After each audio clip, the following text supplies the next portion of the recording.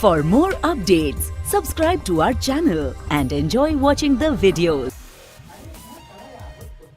Hello everyone, मेरा नाम आशीष है और आप देख रहे हैं टेस्टी कोडेज। और आज आपको मैं बताने वाला हूँ कि अभी मैं 21 फरवरी तक मैं कोई वीडियो भी नहीं डाल सकता हूँ, क्योंकि मे भी शायद मेरा चैनल हो सकता है सस्पेंड हो जाए।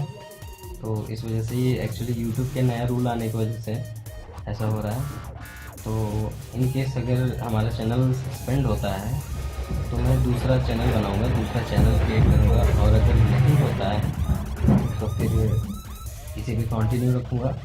और हमारी नेक्स्ट सीरीज होगी special pure PHP and JavaScript पे, जो कि प्रोजेक्ट बेस होगी और प्योर प्रोजेक्ट इसमें रहेगा, ठीक है।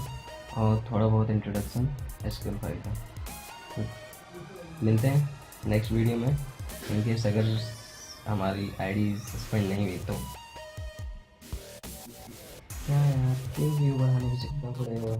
कुछ नहीं बढ़ने वाला, कुछ होने वाला नहीं, और तो मैं परेशान हो गया। नहीं हो सकता, कुछ भी कर लो 2 दिन में कोई 4000 टावर वॉच नहीं ला सकता, और ना कोई 1000 सब्सक्राइबर ला सकता है।